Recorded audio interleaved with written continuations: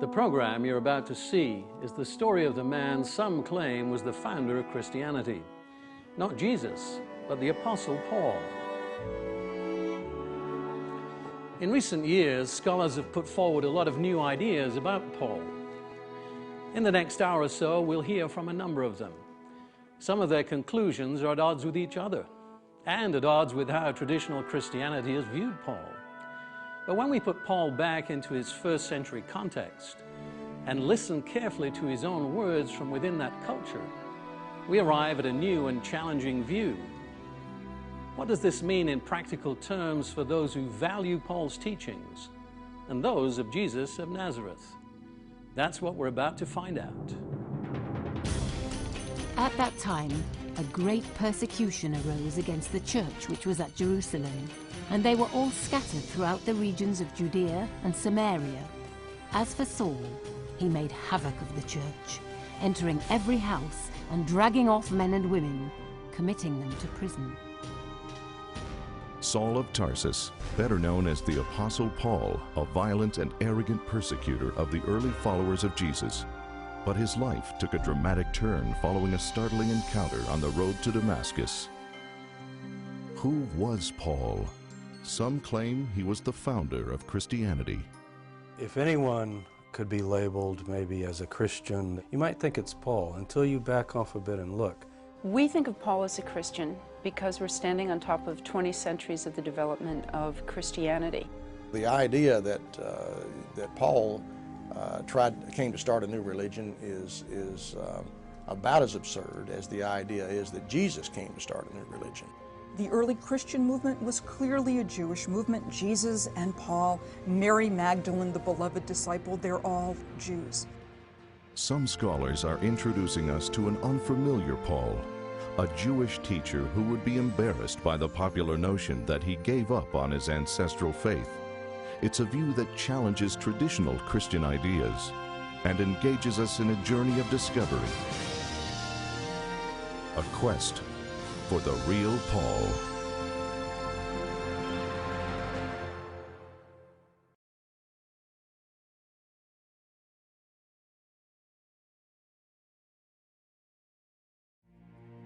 With over 1 billion adherents worldwide, Christianity makes a claim on every sixth person on earth. Yet what most 21st century Christians believe and do differs greatly from what the early New Testament church taught and practiced. The Christian church today, in almost any form, is very, very different from the Christian church of the first century. It's no surprise then that both Jesus the Jew and Paul the Jew have been misinterpreted and misunderstood. How that happened and what it may mean for us today is the subject of this program. Hello, I'm David Hulme. I'm glad you could join us today as we begin a journey of discovery, a quest to find new insights into the man we know as the Apostle Paul. As author of over half the books of the New Testament, Paul casts a long shadow over contemporary Christianity. Visitors to the Vatican encounter the Apostle as they file past this statue on their way into St. Peter's Basilica. Paul's massive influence is well expressed by Tattolini's giant sculpture. In one hand, Paul holds a sword, and in the other a scroll with scriptural text. But it's strange that as familiar as Paul is to us, some scholars now insist that for centuries, many people have misunderstood what Paul the Jew taught about the law of God. They've claimed that for Paul, the law had no practical application in everyday life, and that he attacked it vociferously. They've insisted that this Jewish apostle to the Gentiles did away with the need to keep the law. But how did these ideas come to be so widely accepted? We know from an early date that Paul's writings were regularly misunderstood. In fact, his fellow apostle Peter says that many in the first century struggled with Paul's writings, often explaining them wrongly. In all of Paul's letters there are some things hard to understand, which untaught and unstable people twist to their own destruction, as they do also the rest of the Scriptures. Peter said that many claimed to understand the Hebrew Scriptures, but that the opposite was true. They didn't understand, and they even twisted their meaning. He said the same was true about Paul's writings. So how did Paul come to be so misrepresented? In the early days of Christian development, three prominent individuals had a long-lasting and profound impact. Marcion, the Catholic bishop, Constantine, the Roman emperor, and Martin Luther, the Protestant reformer. Marcion was thought to have been the son of a 2nd century bishop in Pontus, on the southern coast of the Black Sea. He was openly anti-Jewish and tried to rid the church of the Hebrew scriptures. He believed that the religion and the literature of the Jews was not something Christians should associate themselves with. His ideas were to do away with the connection between Christianity and Judaism, and to indicate that the Old Testament was a record of a failed religion and it should be destroyed, and actually had been destroyed by Jesus himself. Marcion cast him as a man who did away with Jesus' teachings about keeping God's law. He put forward the idea that Paul was anti-Jewish and against the God of the Hebrew Scriptures. He took some of the Pauline epistles and some of the book of Luke, and he edited them very extensively to eliminate anything that had any connection seemingly with Judaism or with the Old Testament. With the heretic Marcion, we can see bubbling up the kind of thing that Paul was aware might bubble up. Somebody who went right through the New Testament writings, excluding the bits which made it look as though Christianity really was the fulfillment of Judaism, and turning Christianity into a new sort of pagan religion. As a result of Marcion's teachings, church leaders had to excommunicate him and brand him a heretic. But even though he and his arguments were rejected, Marcion's anti-Jewish ideas have continued to reverberate within mainstream Christianity. Christians, without knowing it, I think, today, have distilled certain versions of the faith that end up sounding a lot like Marcion, and I think it's still a heresy today.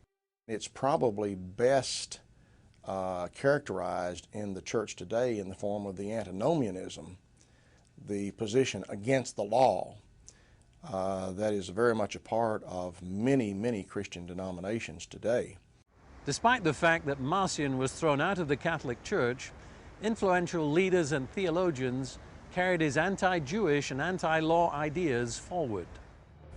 At the beginning of the 4th century, Constantine, the first Roman emperor who claimed to be Christian, enshrined anti-Jewish practices in the Catholic Church. Christianity under Constantine becomes a form of imperial Roman culture. One Christian denomination is favored with his patronage. Many have doubted Constantine's initial conversion to Christianity, since it was only on his deathbed that he verbalized his personal commitment. What he helped create was a very different religion. Here's the Roman emperor with all his pomp and pageantry, turning Christianity essentially into a sort of pagan mystery religion of sorts. I think Paul would have been nauseated by it. Constantine's influence, no doubt, pushed Judaism and Christianity away from one another, or accelerated that process, which I think was already underway even before Constantine's time. I think Paul would have been distressed by it. The type of Christianity that Constantine is patronizing is very different from the type of Christianity that Paul is enunciating.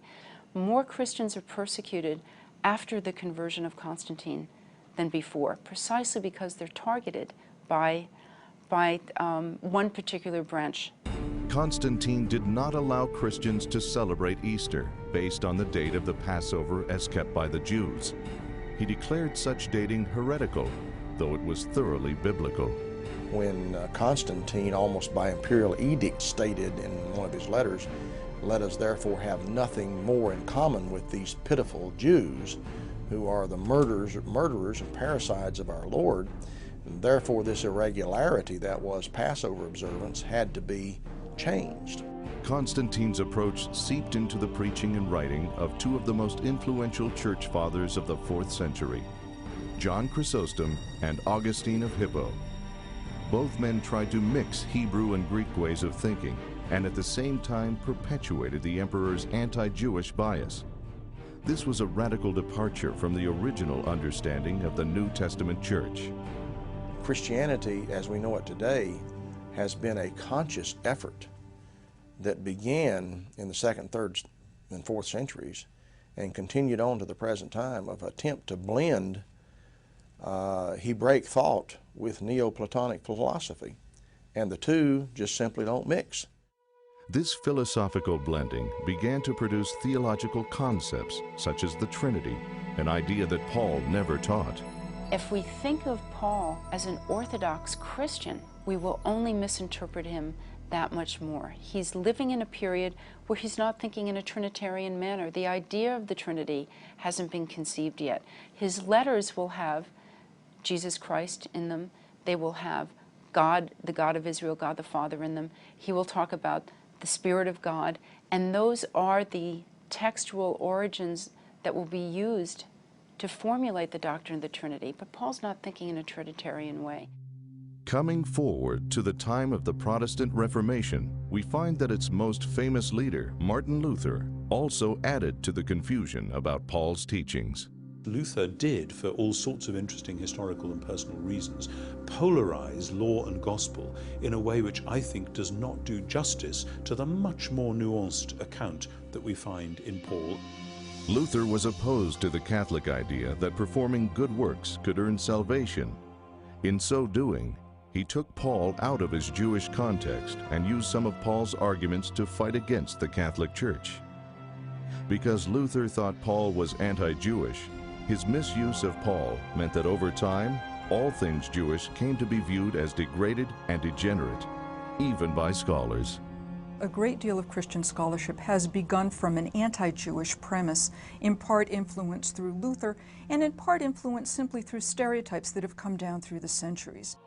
Luther's anti-Jewish views added fuel to the fire of anti-Semitism. What shall we Christians do with this rejected and condemned people, the Jews?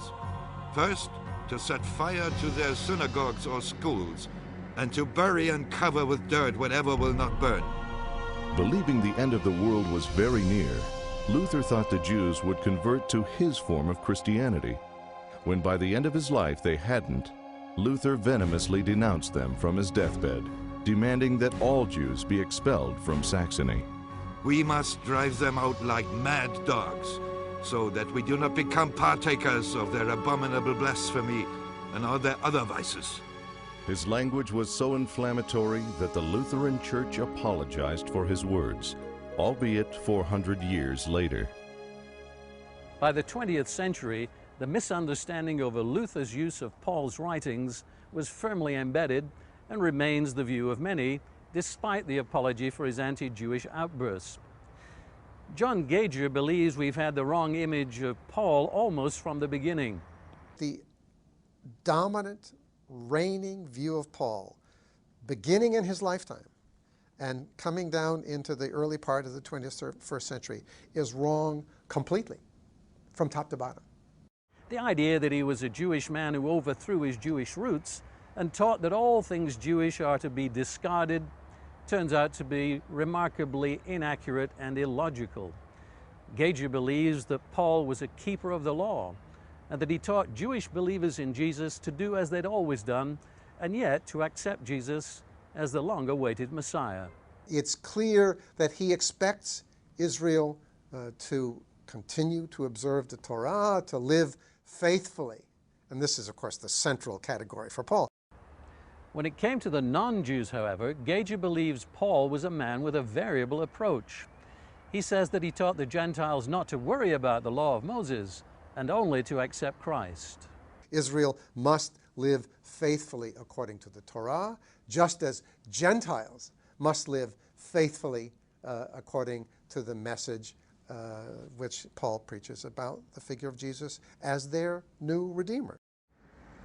But some say these approaches to Paul just don't make sense. When they put the apostle back into his first century and Jewish context, they say it's illogical that he would have taught more than one version of the gospel message to the early church. And I think the evidence is that Gentiles generally conform to what would be seen as, by outsiders as a Judaic form of life. They're not meeting on Sunday, worshiping in a church. They know nothing of Easter or Christmas or any of the Christian calendar. They're going to be going to meetings on the Sabbath, the seventh-day Sabbath. This would be consistent with Paul the Jew's practice as a follower of Jesus the Jew. Paul made his position clear in a letter to the mostly Gentile church at Corinth when he wrote, "Imitate me, just as I imitate Christ." Paul did not misunderstand Jesus' message of the kingdom of God, a message that suggested that there was a way other than the Roman way of violence, a message that suggested that everyone, male, female, slave-free, even I think Jesus would take it as far as Jew, Gentile, should all worship the one God. The picture of a Jewish apostle who had one set of teachings for the Jews and another for everyone else, or who gave up on practices such as the Sabbath and holy day observance, is at odds with the biblical record and with logic. Celebration of the Jewish festivals and celebration of the Sabbath was an ongoing given almost. There was no attempt again to break away from these historical and biblical practices that the church in its earliest days had obviously continued on because they just continued to be a part of the Jewish community. It's very interesting that Paul even encourages, if not enjoins, the observance of Passover upon Gentile Christians in the book of Corinthians. Toward the end of his life, the apostle spent time imprisoned here in Rome, and it's almost certain that he died here. But his life and teaching before he came to Rome is intensely interesting. His practice and example, as recorded in the book of Acts as he traveled, allows us to gain insight into the controversy that surrounds him. It's important that we go back to the original biblical accounts to discover the unfamiliar Paul. Amy Jill Levine admits that scholarly debates over Paul can get confusing. So what then is the person in the street to do? Well, the first step that anybody should take is to read what Paul says before they read what any of us biblical scholars have to say.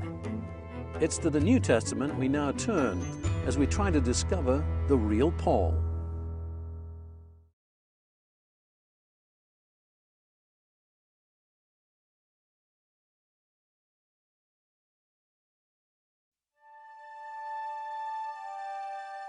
In a nearby church, Santa Maria del Popolo, there's a reminder of the dramatic change of heart Paul experienced as a young man. Ironically, this church is thought to be the original burial place of the Emperor Nero, now dedicated to Jesus' mother, Mary. In the Cerasi Chapel is this work from 1601 by Caravaggio. It's probably the most famous painting of what is known as Paul's conversion. Here we see him apparently stunned into surrender to Christ and bathed in bright light from heaven above. As he journeyed, he came near Damascus, and suddenly a light shone around him from heaven. Then he fell to the ground and heard a voice saying to him, "Saul, Saul, why are you persecuting me?" And he said, "Who are you, Lord?" Then the Lord said, "I am Jesus whom you are persecuting." As is often the case with depictions of historical events, the artist creates his own vision of reality. Here, Paul, a Jewish Pharisee, is wearing a crimson-colored Roman tunic. Paul was a Roman citizen, but it's unlikely that he would have worn Roman clothing, and the horse dominating the scene is nowhere to be found in the biblical account. There's no evidence that Paul was on horseback. He and his companions would probably have walked the 150 miles from Jerusalem to Damascus. The account tells us that Paul was taken into Damascus, where he remained blind for 3 days. He was baptized, he regained his sight, and became a follower of Jesus. But what was he doing on the road to Damascus in the first place? It's a story that begins in Jerusalem, just after the crucifixion of Jesus of Nazareth. The book of Acts describes the event when Saul witnessed the stoning of the first New Testament martyr, Stephen. Saul looked on the murder with favor. This event inflamed Saul to indulge in more persecution.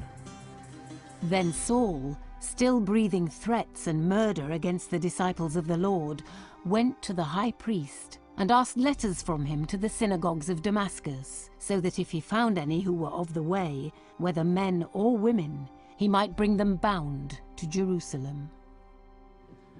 Saul was extending his persecution far and wide to other members of the new sect. But then came his sudden and dramatic encounter with Jesus on the road to Damascus, and that changed everything. Saul began to see things literally through newly opened eyes. But does that mean Paul, as he now became known, had to renounce his faith? He was, after all, a Jew of the sect of the Pharisees.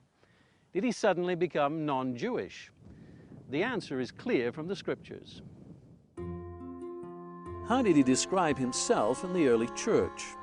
Like his traveling companion and biographer Luke, Paul sometimes referred to his new faith as simply the way. Even later in life, when Paul described what he'd done to the early church, he still used the same language. He said, "I persecuted this way to the death." Nowhere does Paul speak of two ways, one for Jews and another for Gentiles. He certainly recognized that they came from Jewish and Gentile backgrounds. But as followers of the way, he emphasized that there was no difference between them. There is neither Jew nor Greek. There is neither slave nor free. There is neither male nor female. For you are all one in Christ Jesus. Paul also spoke of these Jewish and Gentile followers of Jesus as simply the Church of God. Showing that he regarded them as a unified group, he said to those at Corinth that they should give no offense to the Jews or to the Greeks or to the Church of God. For Paul, there was one church, not two. Paul's experience on the road to Damascus led him to a complete turnaround in his attitude toward the followers of Jesus. He became part of that group of people who comprised the early New Testament Church of God. Their belief was a continuation of the way of life God had revealed in the Hebrew Scriptures, but which Judaism of the first century had failed to properly represent. Those scriptures had also foretold the appearance of the Messiah, but Judaism as a whole had not recognized the Messiah in the person of Jesus. But does this mean that Paul was therefore a convert to a new religion? The old perspective on Paul is that he became a Christian and that meant something other than being Jewish. It's captured very nicely in a children's Christian cartoon I once saw, where Paul is going on the road to Damascus and he has the Jewish male head covering, the kippah, on his head.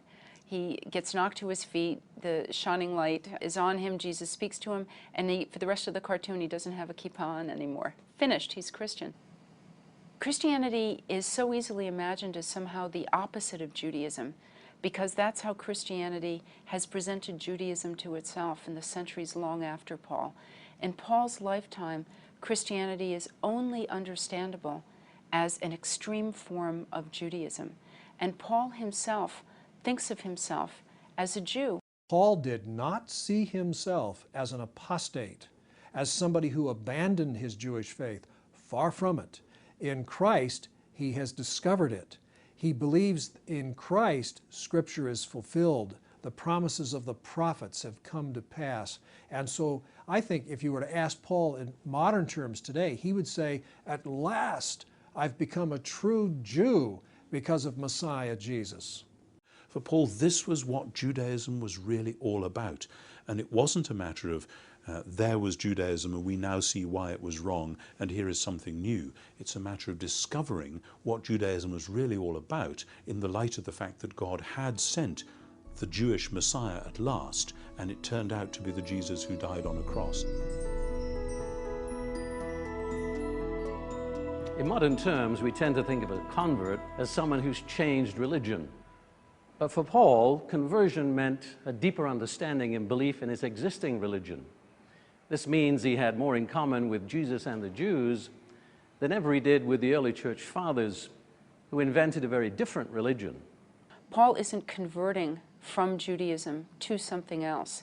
He's joining a Jewish group within Judaism. We know this from what he told the leaders of the Jews at Rome. And it came to pass that after 3 days Paul called the chief of the Jews together. And when they were come together, he said unto them, Men and brethren, though I have committed nothing against the people or customs of our fathers, yet was I delivered prisoner from Jerusalem into the hands of the Romans. This was Paul's approach as he began his ministry soon after his experience on the road to Damascus. In fact, he was soon in the synagogues there telling the Jews all about his experience. But does this mean that he abandoned his cultural and educational roots? This is what many have believed for centuries. And although Paul is spreading Jesus' gospel to Gentile churches, Paul consistently identified himself as a Jew, a Hebrew of Hebrews, of the tribe of Benjamin, according to the law of Pharisee. Paul never left that Jewish connection. In fact, he seems to boast in it. We can learn more about Paul the Jew by studying his education and background.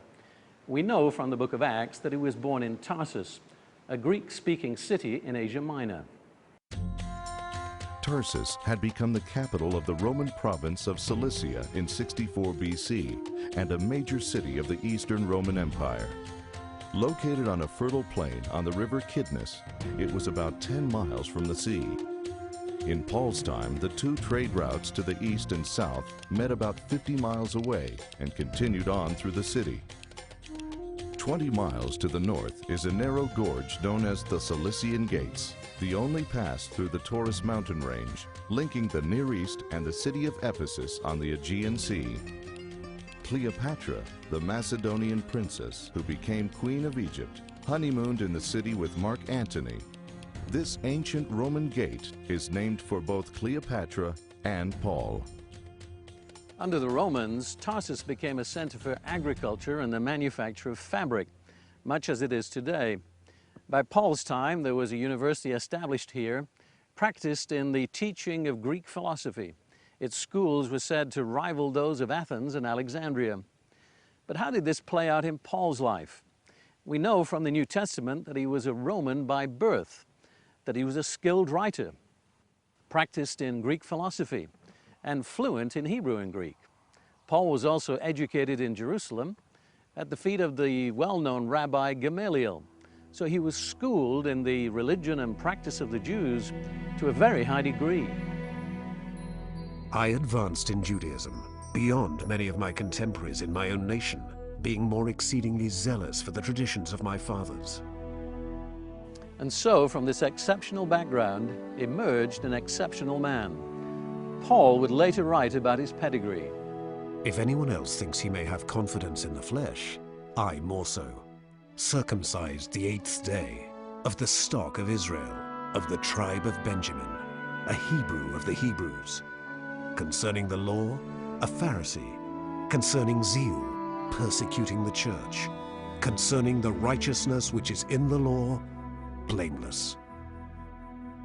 The persecution of the church in Jerusalem had driven many believers back to their original homes in the cities and territories of the Roman Empire. Some had gone up the coast to Phoenicia, some to Cyprus, and some came here to Antioch, where they established a new congregation. Soon they were joined by others, including non-Jews who were attracted to the way. The first-century Jewish historian Josephus said that Antioch was third among the cities of the Roman world, after Rome itself and Alexandria. Antioch was a commercial center and the capital of Roman Syria. In Paul's time, its population was around 500,000. It's located on the Orontes River, and although 18 miles from the sea, it had its own seaport named Seleucia. There were important connections between this city and Jerusalem. The builder of Jerusalem in the 1st century BC, Herod the Great, had also paved and put colonnades along the main street of Antioch.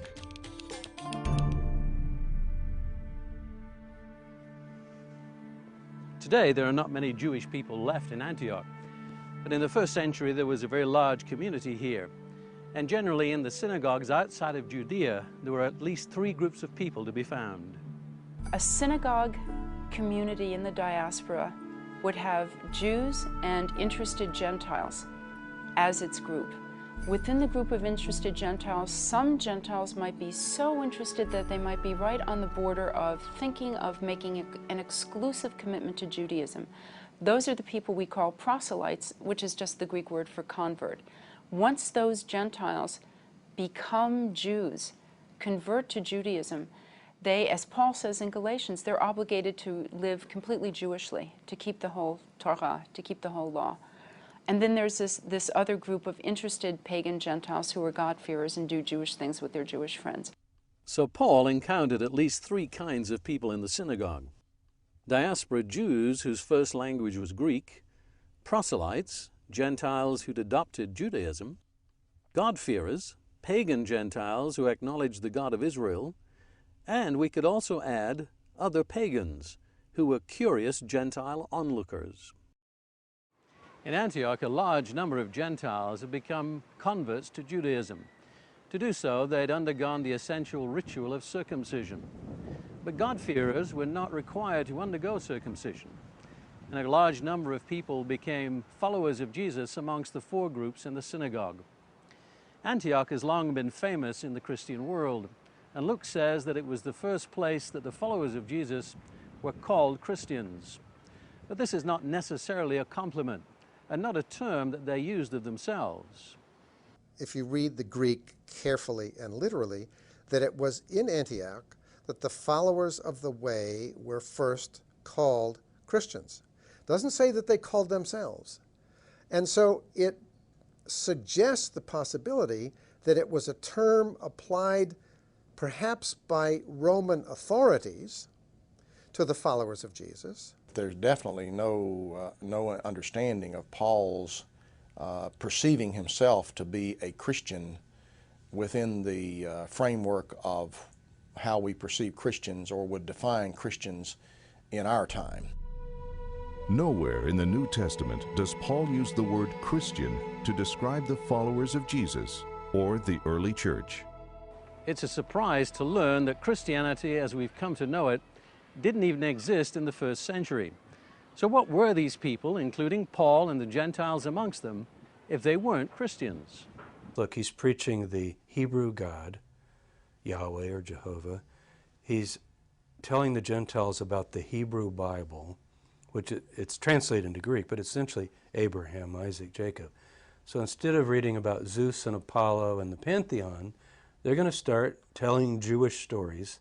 If you look at his letters, he refers to these stories as if they either know them or should know them. Our father Abraham, consider Isaac. He expects these so-called Gentiles or pagans to be very Judaized. According to the book of Acts, the early church referred to itself as the way. The Greek term is hodos, and we actually know that term from the word odometer. It's connected, I think, with the Jewish term halakha, the way we walk, the path that we follow. So Paul could not have considered himself a Christian as we understand the term today. He was simply a follower of Jesus, a follower of the way, a member of the Church of God. He had come to Antioch from Tarsus at the invitation of Barnabas. Soon the two of them were set apart by God for a special work, agreed to by the other leaders here.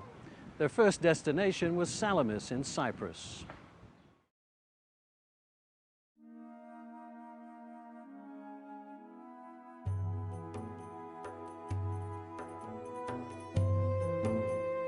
The island of Cyprus was the home of Barnabas, and it's not surprising that it was the first place the men visited.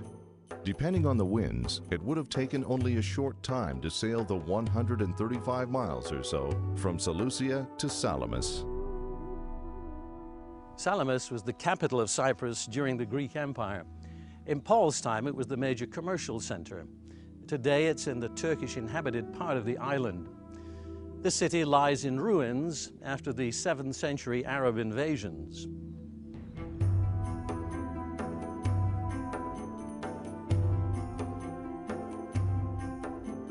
When Paul and Barnabas came here, they spoke in several local synagogues, indicating there were a large number of Jews in the city. This was to become the pattern in Paul's teaching. He would go first to the synagogue, speak to the Jews, Gentile proselytes, and God-fearers amongst them. He would tell them that the Messiah had come and prove it from the Hebrew Scriptures. These, after all, were the people with whom he had a common background. If Paul's message had contradicted the Hebrew writings and traditional worship, it's not likely that anyone would have listened. Nothing more is recorded of this stay in Salamis, though we know that later Barnabas returned to Cyprus to visit the believers. Paul and his party made their next stop on the west coast at Paphos, the Roman administrative capital. It was to be a very significant visit, the beginning of Paul's interaction with the larger Greco-Roman world to the west. The ancient harbor of Paphos was the first port of call in Cyprus for Roman vessels traveling through the Mediterranean. Here, Paul came into contact with the Roman governor of Cyprus, the proconsul Sergius Paulus. It's a name that's been found on three Roman inscriptions, one of which identifies a curator of the river Tiber in Rome, and it's dated about the time that Paul would have been here. Sergius Paulus was convinced by Paul's teaching and became a believer, especially when Paul showed his spiritual advisor, the Jewish magician Bar Jesus, to be a fraud. Sergius Paulus came from Antioch of Pisidia in Central Asia Minor, where his family owned large amounts of land. It was to this city that Barnabas and Paul were soon to travel. Did the proconsul suggest that the travelers go next to his home region to deliver their message to his family? After all, they could have given help and support and contacts in the Roman colony. It seems a good enough reason for Paul to have left here and gone to Perga on what is today the southern Turkish coast. From Perga, the two travelers made a difficult journey across the challenging Taurus Mountains before reaching the colony of Antioch of Pisidia. Antioch was about 3,600 feet above sea level. The city was founded in 301 BC, and for much of that time, Jews had lived there. It was an administrative center in the province of Galatia, and named a colony in 25 BC by the Emperor Augustus. By Paul's time, some of the inhabitants were descendants of Roman soldiers who'd retired there. So the community Paul visited was both Jewish and Gentile. The city was undergoing extensive building during his several stays there. Its magnificence was said by some to resemble that of Rome. When Paul and Barnabas arrived in Antioch, Luke tells us that they went into the synagogue on the Sabbath day. The leaders of the congregation asked the Jewish visitors to speak to the people. Paul addressed them as sons of the family of Abraham and the God-fearers amongst you. So here's a clear indication that he was speaking to two distinct groups of people in the synagogue, some of the same kinds of people that were in the church in Antioch in Syria. Synagogue communities in the diaspora where Paul goes in the first century would have consisted of, I think in many cases, as many as 50% Gentiles. Many in the Roman Empire were impressed with Judaism, which was regarded as a very old religion, perhaps even the primary religion. Many Romans adopted the Hebrew God, and Judaism was granted special religious freedoms in some parts of the empire, including freedom to worship on the Sabbath. So it would not have been so strange for Romans to be in the audience in the synagogues outside of Judea. Paul's speech in the synagogue was so effective that some Jews and God-fearers joined with him. The Gentiles asked that the same message be given to them the next Sabbath, when we're told that almost the whole city came together to hear the word of God. If Paul were teaching against the law, would he have been able to convince Jews in the synagogue, who became followers of Jesus, not to keep the Sabbath? And why would the Gentiles have asked Paul to meet with them the next Sabbath if meeting on that day was not their regular custom? Further, would Paul have asked Jewish and Gentile believers to do different things? For example, would he have asked the Jews to meet on the Sabbath and the Gentiles to meet separately on Sunday? How could they ever have been united on that basis? How could the church ever have met together? The only logical conclusion is that he taught them both the same thing, to worship on the same day, the Sabbath. Remember that he refers to them in the singular as the Church of God, not two different groups with different beliefs and practices. From here, Paul and Barnabas went southeast about 90 miles to Iconium. Iconium in ancient Phrygia became part of Galatia in 25 BC. It was connected to Antioch by a Roman road known as the Via Sebasti. Paul visited Iconium more than once during his ministry. and he wrote a letter to the churches in the surrounding area of Galatia. Again, Paul and Barnabas went into the synagogue, and many Jews and Gentiles were convinced. But then the remaining Jews became upset and poisoned the minds of the Gentiles against the new believers. But in spite of this, Paul and Barnabas kept on teaching for quite some time. It was only when a violent plot against them was discovered that they fled for their lives. The next two cities on Paul and Barnabas' journey, Lystra and Derbe, were connected by an unpaved road. Today, there's virtually nothing to be seen of these cities. Following their visit, Paul and Barnabas retraced their steps, strengthening the new believers and appointing elders to take care of the new churches. Arriving back at Perga, they soon boarded a ship bound for their home base at Antioch in Syria. Once back at Antioch, controversy began to grow. The matter of what Paul was teaching, especially to the Gentiles, now came to a head. It was to become a major discussion in the New Testament church, one that required a council decision and a visit to Jerusalem. What exactly was the issue? In the Syrian Antioch church, there were many different groups of people, but they were all united in their belief. Then some men came from Judea and upset their peace. They were likely believers, but followers of the sect of the Pharisees. Though they had no instructions to do so from Jerusalem, they demanded circumcision of followers of the way who were Gentiles. Unless you are circumcised according to the custom of Moses, you cannot be saved. Paul and Barnabas had not required circumcision of the people they'd taught, nor had the church at Antioch made any such demand.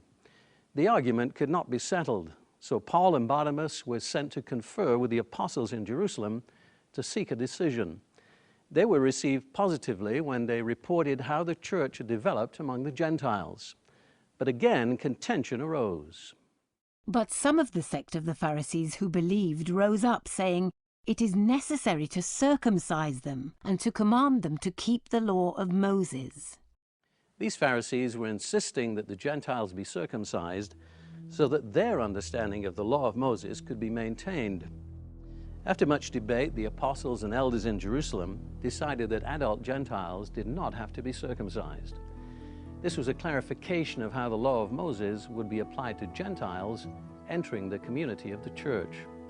What Paul had taught was upheld as correct. The Jerusalem church also decided that the Gentiles should abstain from things polluted by idols, from sexual immorality, from things strangled, and from blood.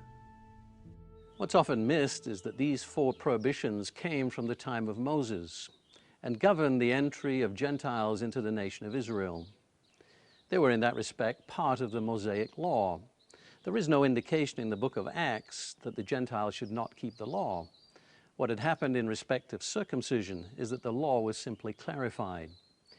When Paul returned to Antioch, there was joy that his teaching had been upheld. Soon he and a colleague named Silas set out on a second journey, revisiting many of the same cities that Paul had been to before and going to several new locations as well.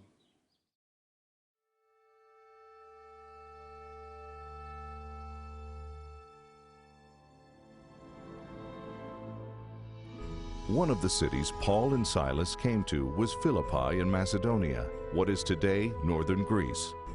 The city was founded in 360 BC by the father of Alexander the Great, Philip II.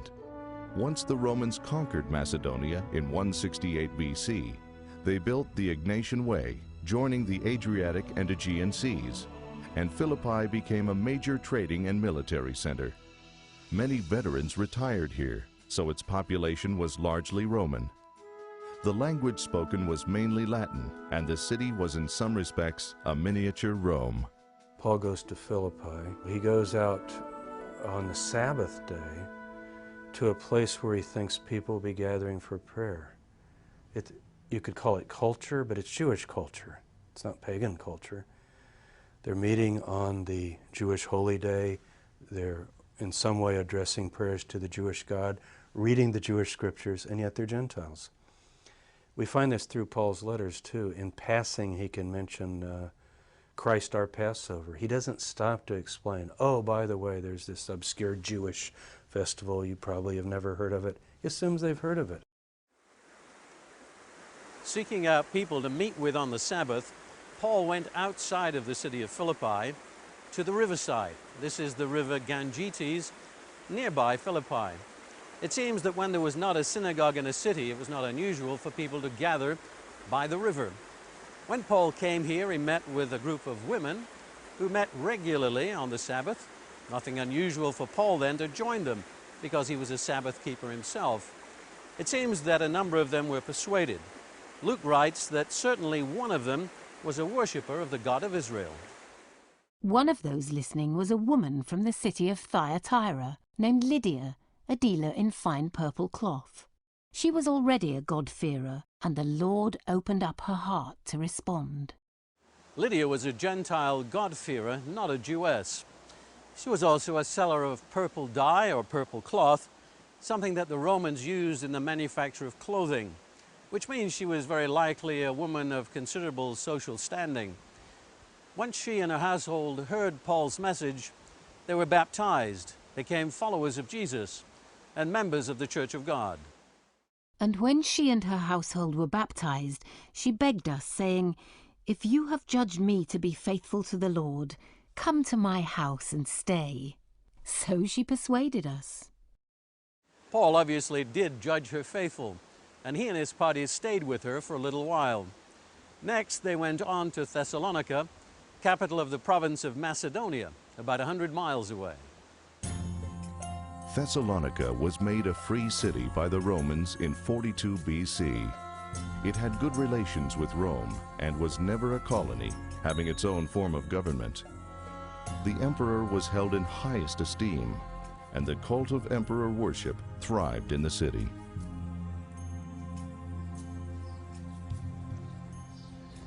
It's apparent from the letters that Paul wrote to the church that eventually formed here, we know those letters as 1st and 2nd Thessalonians, that he and Silas met with considerable success, and they worked very hard. As usual, they went first to the synagogue. Now they came to Thessalonica, where there was a synagogue of the Jews. Then Paul, as his custom was, went into them, and for 3 Sabbaths reasoned with them from the Scriptures.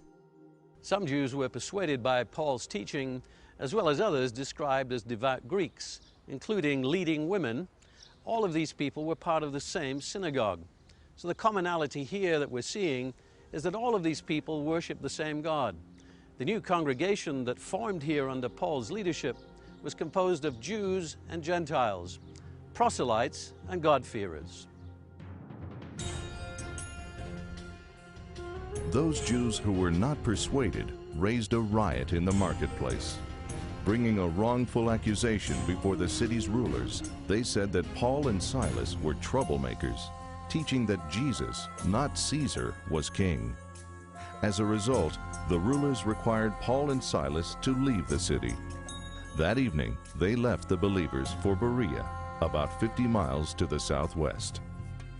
Berea is in the foothills of the Olympic Mountains, a little off the beaten track, but an important town in Paul's time, prosperous and with a Jewish population. This is part of the restored Jewish quarter with its synagogue. Here Paul came and he spoke with the Jews, and he said he found them to be more fair-minded than the ones in Thessalonica. These people were willing to examine the Scriptures daily to see whether what Paul said was true. Soon a congregation was founded, and amongst them were also worshippers who were Gentile in origin, men and women of high-born status. In all of this, there's no indication that Paul taught anything against the Hebrew Scriptures. Before long, however, Paul's opponents arrived from Thessalonica and stirred up the people once again. So the new believers sent him on his way to Athens, where he would wait for his colleagues to arrive. It was to be a momentous visit, the site of Paul's well-known exchange with the Athenian philosophers. When Paul arrived in Athens, and as he waited for his colleagues to arrive, he became more and more concerned at the idolatry he saw all around him. He was astonished by the number of temples, statues, altars, and objects of worship to the Greek gods and the Roman emperors. So many, in fact, that the Greek geographer Strabo wrote that Athens must be the chosen residence of the gods, indicating that there were more statues there than he could take the time to write about. For Paul, the commandment keeper and a follower of Jesus, idolatry was a sin, breaking one of the 10 commandments. And here at the famous Acropolis, visitors can still see what's left of those times. Paul would have seen the Parthenon, and inside the 40-foot colossal gold and ivory statue of Athena Parthenos, the Virgin Athena, goddess of Athens. In Paul's time, Athens had declined in importance from its previous classical days of greatness. It was primarily an intellectual and cultural center. As usual, Paul went first to the synagogue and reasoned with the Jewish and Gentile worshippers. But he also spoke in the famous marketplace where the Greek philosophers met, down below the Acropolis. Here in the Forum or marketplace, Paul came into contact with the Epicurean and Stoic philosophers who met for debate and discussion in the porches or stoa around the market area. This central area was also filled with statues and temples. When Paul told the crowd about Jesus and the resurrection, he received a mostly negative response. Some of the philosophers insulted him by calling him a babbler, a picker of scraps of religious or philosophical knowledge. Others were concerned enough about the introduction of new gods to challenge the Athenian religious order that they took him to the Areopagus, the official court of the government of Athens. And they brought him to the Areopagus, saying, "May we know what this new doctrine is of which you speak? For you are bringing some strange things to our ears. Therefore, we want to know what these things mean." Paul's defense was masterful. He described how during his stay in Athens he'd come upon an altar to the unknown God. Such altars did exist. The 2nd century writer Pausanias mentions seeing them in Athens. So Paul could never have been accused of introducing a new God when he said that the unknown God was the very God he represented. Paul's main argument was that the worship of many idols is nothing to do with the one true God who created everything. That God is not found in temples made with human hands, such as those up on the Acropolis. Paul was telling them that idolatry is wrong, and because the world has sinned in many ways, this being just one of them, God will send a man to judge the world. The man he will send has already been resurrected from the dead. At the mention of the resurrection, some turned away from Paul's speech, but others believed him. Among them, a man named Dionysius, a leader of the Areopagus, and a woman called Damaris, and several others. From here, Paul moved on 50 miles to the west, to the commercial capital of the area, Corinth, where he was to have much success. Classical Corinth was founded in 1000 BC and almost completely destroyed by the Romans in 146 BC. Nearly 100 years later, Julius Caesar rebuilt the city as a Roman colony. By the 50s AD, it was fast becoming the wealthiest city in southern Greece.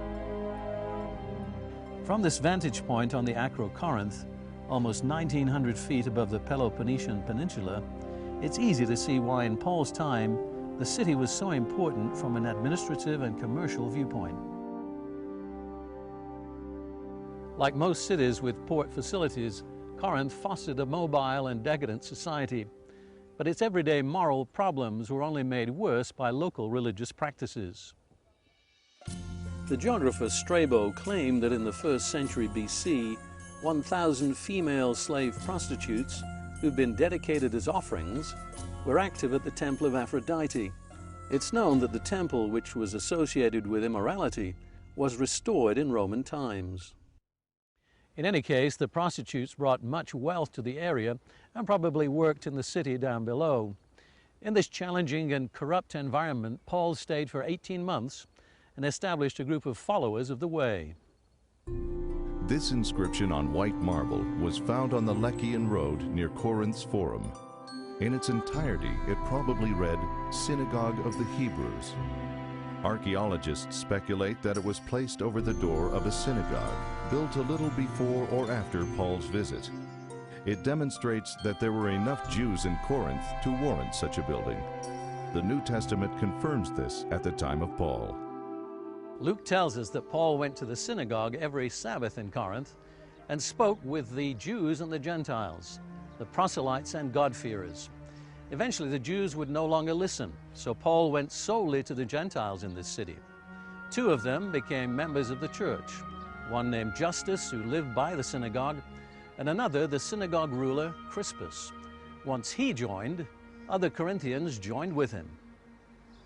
But soon opposition from the Jews boiled over. Perhaps one of the reasons was that Crispus, whose title, ruler of the synagogue, could mean public benefactor of the synagogue, had become a follower of the way. Thus the Jews had lost a God-fearing financial supporter.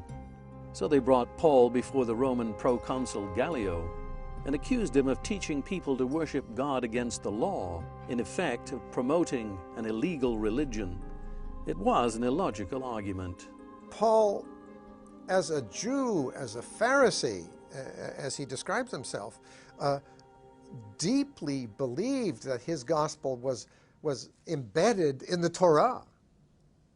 And his argument, both with Gentiles and presumably with Jews with whom he argued, was that this is not my own invention. I have received it in a revelation from God, and if you understand the Torah properly, you'll see it there too. Judaism was a legally recognized religion in the Roman Empire. Gallio saw the case against Paul as an internal Jewish matter and threw it out, effectively recognizing the followers of Jesus as a legal part of Judaism. This allowed the church in Corinth to flourish. So what did Paul teach the members here in Corinth? Did he do as he'd done in other places? His 2 extant letters to the church here tell us all about it. For I received from the Lord that which I also delivered to you, that the Lord Jesus on the same night in which he was betrayed took bread, and when he had given thanks, he broke it and said, "Take, eat, this is my body which is broken for you. Do this in remembrance of me." In the same manner he also took the cup after supper, saying, "This cup is the new covenant in my blood. This do as often as you drink it in remembrance of me. For as often as you eat this bread and drink this cup, you proclaim the Lord's death till he comes." Here in a brief passage we see that Paul was willing to follow Jesus, his master, exactly in doing what he did on his final Passover evening with his disciples. And this is something that was written 20 years after Paul's experience on the Damascus Road. But did Paul recommend that followers follow Jesus in other ways? For example, did he expect them to keep the Sabbath and the holy days just as the Jews of that time did and as Jesus himself had done? We find in a passage in Corinthians where Paul writes to Jews and Gentiles that he expects them to keep a feast that the ancient Israelites had kept. Therefore purge out the old leaven, that you may be a new lump, since you truly are unleavened. For indeed Christ our Passover was sacrificed for us. Therefore let us keep the feast, not with old leaven, nor with the leaven of malice and wickedness, but with the unleavened bread of sincerity and truth. When he speaks of keeping or observing the feast, he's speaking of the feast of Passover and the days of unleavened bread, something that Jesus himself kept. Now the feast of unleavened bread drew near, which is called Passover. Then came the day of unleavened bread, when the Passover must be killed. And Jesus sent Peter and John, saying, "Go and prepare the Passover for us, that we may eat." Even in the Gentile world, Paul was following Jesus' example down to the letter in observing the holy days that God had commanded of ancient Israel in the Old Testament. Paul traveled next to the city of Ephesus, then a major port on the other side of the Aegean Sea. To do so, he came here to Cenchrea, Corinth's eastern port. People traveling to Jerusalem from Greece could easily have used Ephesus as a resting place. It was the capital of the Roman province of Asia and home to the most beautiful structure on earth of its time, the Temple of Artemis. Known to the Romans as Diana, she was the Greek goddess of hunting and fertility, and most of the inhabitants of Ephesus worshipped her. Paul lived and taught here for up to 3 years. The New Testament shows that his approach was consistent with the pattern he'd established in cities previously visited. When Paul first came here, he went as usual to the local synagogue. But he didn't stay long because he wanted to be in Jerusalem as soon as possible. He said, "I must by all means keep this coming feast." The feast or festival that he refers to is the biblically commanded Feast of Pentecost, which occurs in May or June. So this again gives a clue to Paul's own personal practice and surely what he would have taught Gentile believers. Luke also refers to holy days as calendar markers on their journeys. Clearly, both of them thought of keeping the holy days as they planned their travels. When Paul returned here, he came overland from Jerusalem and Antioch, and he began where he left off, teaching in the local synagogue, which he did for about 3 months.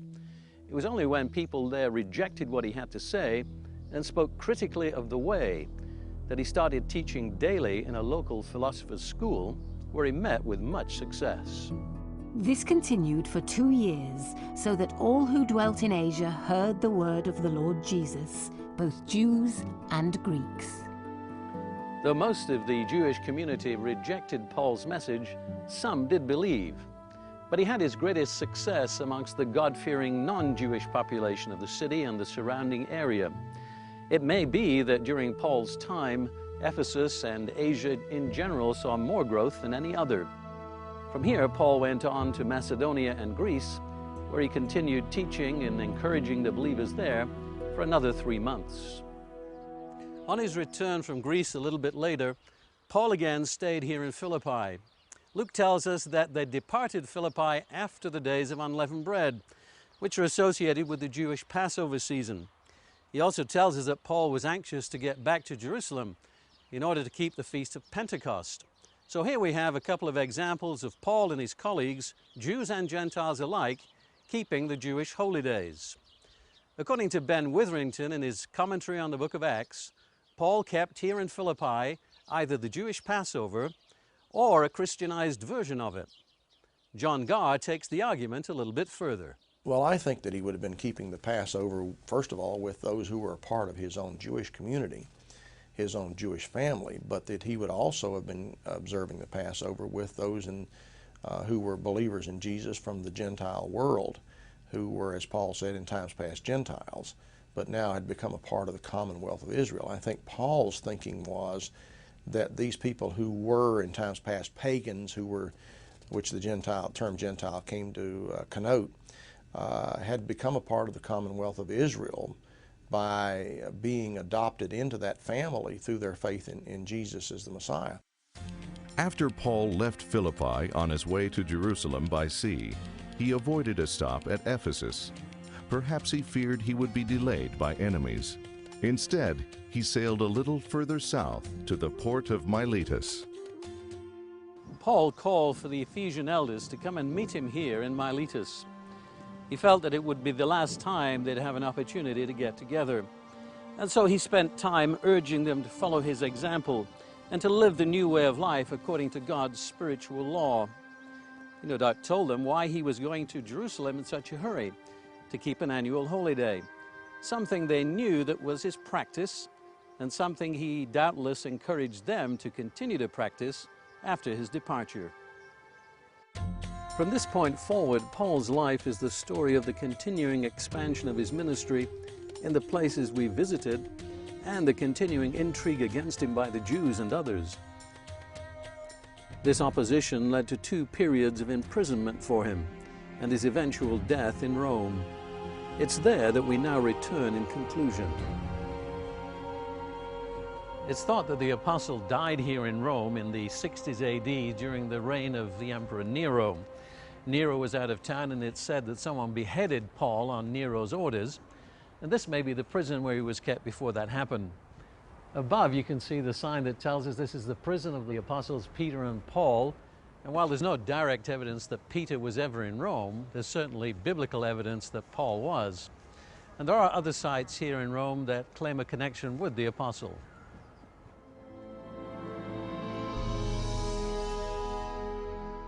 It's said that Paul was buried in Rome at what is now called San Paolo Fuori le Mura, the Church of St. Paul outside the walls. The building stands where a previous church was constructed in the time of the Emperor Constantine. Evidence was found that associated the first church with Paul. There was an inscription on a slab of marble that read, Paolo Apostolo Martiri, the martyr, the Apostle Paul. In recent excavations, archaeologists believe they've confirmed that Paul's remains were placed there. Tradition has it that a Roman matron, Lucina, had Paul buried in her vineyard. Of course, apart from the biblical references to his impending death, this is hearsay and legend.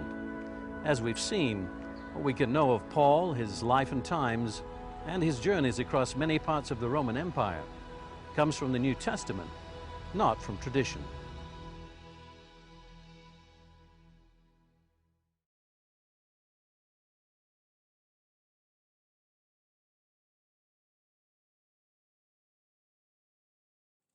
As we've discovered on our journey today, the image that most people have of the Apostle Paul is really quite distorted. And not all of the scholars we've talked to would agree with the main conclusions we've reached. When asked what we should do as a result of the Jewish heritage that's been uncovered, some would probably say very little. I find increasing numbers of Christians today who want to recover the Jewish roots of Christianity. And I think that's splendid, but there's a way to do it and a way not to do it. I don't think it's appropriate for Christians to be celebrating those Jewish festivals. Why? Because Christianity as we know it today is primarily a Gentile phenomenon. Jesus the Jew does not offer Jewish practices to Christians. Christians were never expected from the Gentile world to adhere to Jewish practices and Jewish laws. James Tabor would not agree that Paul taught his listeners, whether Gentile or Jew, to avoid the teaching and practices of Jesus the Jew. I think these followers of Paul are essentially following the rhythms of Jewish life, is how I would put it. They're very familiar with the calendar, with the holy days, and clearly deriving some sort of meaning out of these days. And as Professor Tabor points out, the historical record clearly demonstrates that these Jewish patterns continued among many people well into the 4th century in Antioch. This is a time of Chrysostom, the great Christian preacher. He's very anti-Jewish. He's very proud that Christianity has become the replacement of Judaism. But in half of his sermons, he's telling people, don't go to the synagogue. I don't want any of you going to the synagogue anymore. Quit keeping the Sabbath. Don't listen to your Jewish neighbors about what you should eat. And so it's very clear that even, that would be in the 4th century, in a major city, Christians that would call themselves Christians are still having this exchange with Jews and being interested in Jewish things. But does that mean we should change our approach today? Tom Wright thinks that it's too simplistic to say that we should reject modern church practices and go back to what the early New Testament followers of the Way did. He believes that the church has rightly moved beyond the beliefs and practices of the 1st century followers of Jesus in many ways. It's obvious if you go 300 or 400 years down the track that the later church developed in all sorts of ways which the earliest Christians would never have imagined. You know, all the kind of paraphernalia that we associate with the high imperial period of the 4th and 5th centuries and so on. But in fact, when you look at the evidence, things are much more complicated, as usual, than a simple either-or would make out. Yet other scholars, like John Garr, would say that we must return to the beliefs and practices of those early days if we're to come into line with the original teachings of Jesus and Paul. I think we have to go back, first of all, and get a new appreciation for the Bible of Jesus and the apostles, because this is foundational to our faith. And realize once and for all that the faith of Jesus and of the apostles was a Hebraic faith, that it was solidly rooted in the Hebrew Scriptures, and then begin to sort out what we're doing in Christianity and what we believe in Christianity that is founded on the book. After studying and teaching about Paul for over 30 years, my own conclusion is that he taught a consistent message. Paul was not divided in his mind as to the beliefs and practices he taught. That means it would have been illogical for him to teach his audiences two different messages. Paul was not the founder of Christianity, as some have said. As a Jew, intent on following his master, Jesus of Nazareth, he taught both Jews and Gentiles to live the same way. They kept the seventh-day Sabbath, observed the biblical holy days, and knew nothing of Easter or Christmas or the Trinity. After all the centuries of Christian development, it comes as a shock to many to discover that the original church was so very different. As one writer said, following the end of the first century, it's as if a curtain falls on the New Testament church for several decades. When that curtain rises, an entirely different church with different practices is in place. This explains why the perspective we've explored in this program has not really been heard before, and it's one that demands our attention. If you'd like to know more, please go to our website at www.vision.org. Thank you for joining us today. I'm David Hulme.